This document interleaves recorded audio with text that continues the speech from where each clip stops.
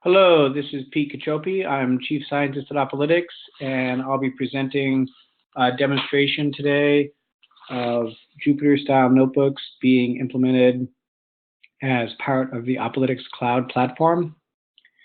So today's demonstration will be based on the Gurobi Opolytics machine learning optimization webinar that was presented last May, I believe. So there are videos already online describing the content in terms of how the mathematics of the machine learning and the optimization all fit together. There are videos for that both on the Opolytics channel and on the Gurobi channel. So today I'll just be moving pretty quickly through the nuts and bolts about how you can reproduce the notebook that was used for that webinar directly as a notebook rendered on the Opolytics cloud platform itself. And of course, the reason why you want to do that is simply a matter of convenience. So one of the big values of the cloud is you're able to store all your data in one place, and you're able to store all your code in one place. And a big part of storing and executing code is supporting notebooks, right? If every time you want to run a notebook, you have to pull data off the cloud, or if all your notebooks are sort of scattered about, but your data is centralized, you're not getting a big advantage. If all your data and all your code is all centralized in the same place, then you really start to see the collaborative advantages of using the cloud. So to begin, let's start a project for the SOTA promotion. And we're just going to make a data store. So a data store is just something that collects tables, or you can imagine a data store just being a place to store the equivalent of Excel worksheets. So let's call that SOTA promotion, call that data SOTA promotion as well. And within this data store, let's upload our Excel data. So just back up a second. So where am I getting this data from? If you go here to Opolytics TICDAT examples, expert section, ML SOTA promotion on GitHub, this is a public repository. If you clone this repository, browse to this file path, and then execute this create xls files.py file, then it will create the X files that you would upload to the platform, or you can use them to run the notebook offline. And the notebook that I will be using from is also here under the IPYNB file. So again, let's go over here, upload a table, SOTA stales historical data.xls. So we're going to create a new table, and I'm not going to type that name in. I'm just going to cut and paste it. So historical data.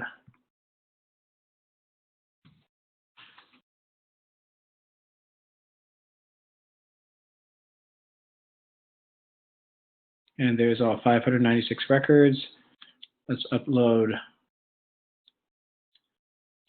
Super Bowl promotion data as well. I could be uploading the JSON files. That's a little bit trickier to set up. The Excel files are the easier ones to upload, but JSON upload also works.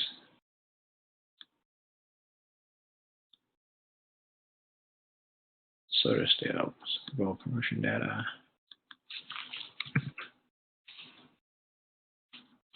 Now I've got the names exactly lined up with the XLS file names and also the JSON file names. Those exact names are also lined up as names for the tables inside this data store. Now there's a whole different demo we could do showing off how great our data grid is, how it has all sorts of nice built-in functionality, include this analyze button, allows you to run blocks of Python code directly against this data set, how we think storing and using our data grid and our platform is actually a lot more convenient than kind of bouncing back and forth between Excel and Access and any other data tool you might want to use. But rather than dive into the GUI, what we're going to show off is how well our notebooks are integrated, because that's another great reason to store data on the platform. So the one way to create a notebook is to simply upload it from an IPYNB file. So we're going to do that. We're uploading that same notebook I showed you that was in GitHub.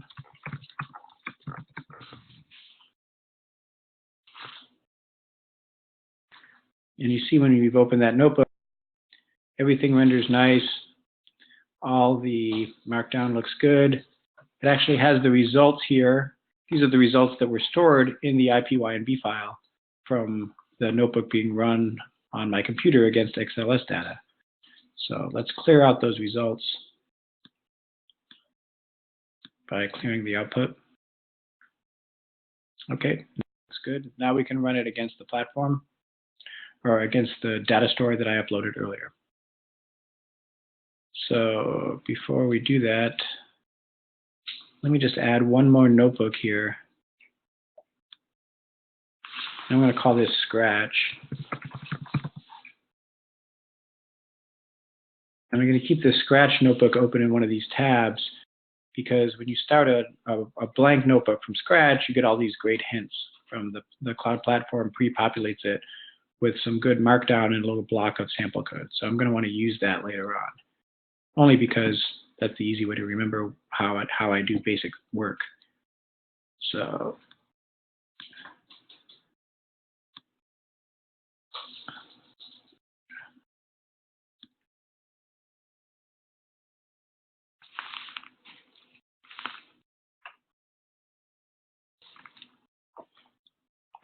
now we're back here, opening up the Soda Promotion Data Store.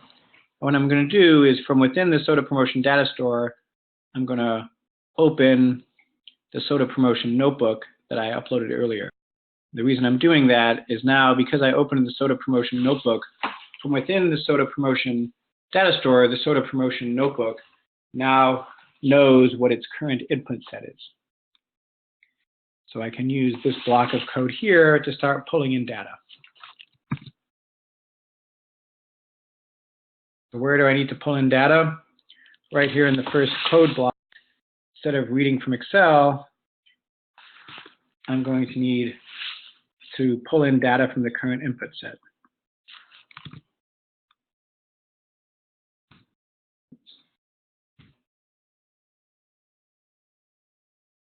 And I'm going to use the getTable function to pull a table in from the current input set.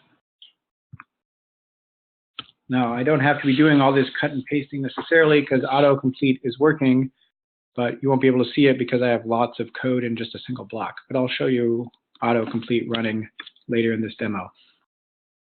So again, all I need to do is take off that .xls extension. And now this is referring to the table name inside the data store, and the data store is the input set. So it's easy enough for me to just simply grab this SodaStale's historical data table and turn it into a data frame. So that's what the first cell does here. And if you jump back to here, you can see that this is consistent, right? Output 1 here from when I ran it before on my computer is consistent with output 1 here. So now I can keep executing cell by cell, and you can see I know which block to hit because it tells me, these little tooltips tell me what each button does. So I'm just going to keep executing it cell by cell, and you can trust me that these results are all consistent with what was presented before. Right, so I'm doing the dummy step. Again, I'm not really discussing the details of what this code is doing, why the code is written this way, because there are other videos that explain that. This is just showing off how cleanly the notebook is integrated into the platform. So we're keep moving along. We're performing the experiments. We're getting the experiment results. We kind of have a feel for the number of results that were created. Now that we're at visualization, I have to edit this code, obviously, because this was the display code that worked in a standalone, in a notebook that was run inside Jupyter. So you have to change it a little bit. You have to change the display code just slightly to get a notebook to display inside the Operalytics Cloud Platform. So I'm trying to get this plot to create. And so since I have kind of a bad memory, I don't like to memorize things, I'm going to use this Scratch notebook to give me a hint as to what I'm supposed to be using as my little display magic to get it to display.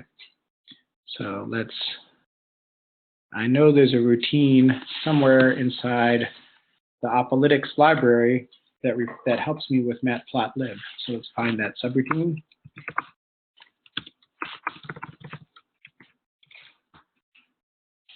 And there, as I promised, I'm showing you autocomplete working.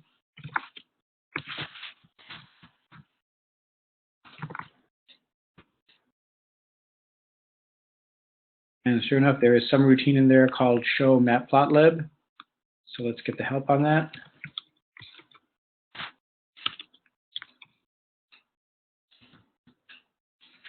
And you can see we have show routines also for Boku and NVD3. Here the help isn't very detailed, but it doesn't really need to be. This is just, you just pass it a figure and it displays the figure inside Operalytics. So that's good enough for us. Let's make sure we can do that here. So we want to get rid of this line of code, which isn't needed. So there's a little shortcut to comment it out. And make sure I'm importing what I need from Operalytics.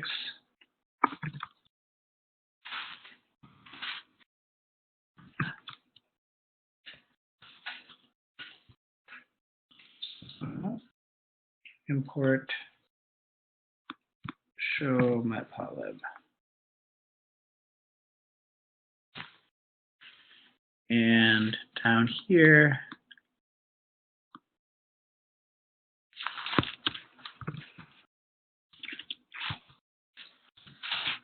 I want to pass the PLT variable, which is a figure, into show matplotlib.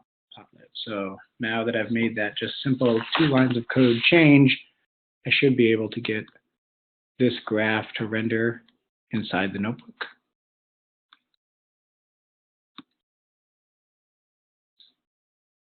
And huzzah, looks good. So I have to do some similar change down here to get this other notebook, this other graph to render.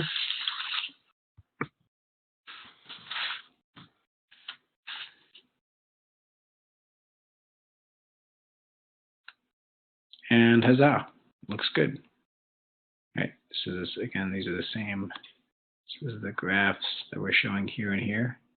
I think it actually looks a little better here inside Operalytics. Okay, so this, I have to do something a little bit more clever here. Plot.show kind of executes by side effects. We don't have side effect displaying working inside the Operalytics Cloud Platform. Instead, we just simply display by rendering the evaluated object, right? So if you think about it for a second, in fact, I think our way makes a little more sense. We just need to return the result of calling show matplotlib. Right, so as long as, so that way, when this function executes here, it'll return something that when it's evaluated will make a nice graph.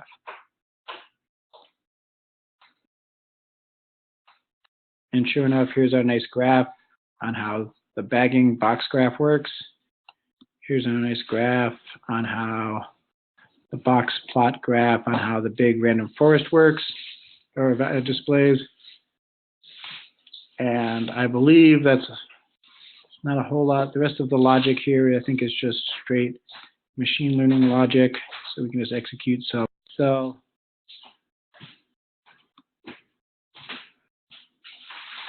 Here you can see the big random forest is the winner of our results. This is consistent with output 14 over here.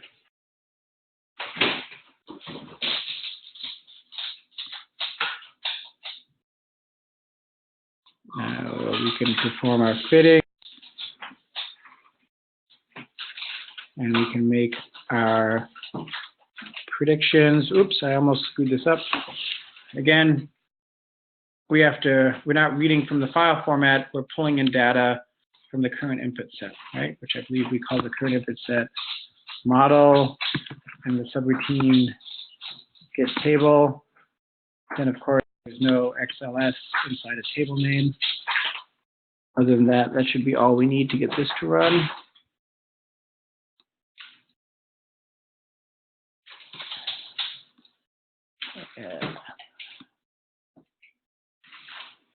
And there it is, evaluated. And make sure we have the range. We have the categorical ranges obeyed. Make sure the columns are aligned properly. And perform our predictions. Let me just add a cell here.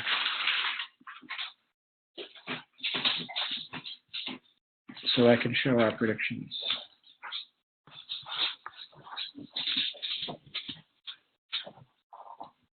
And here's our array of predictions. So this seems like a good stopping point. Thanks for your attention, and I hope you enjoy other videos about Apolytics.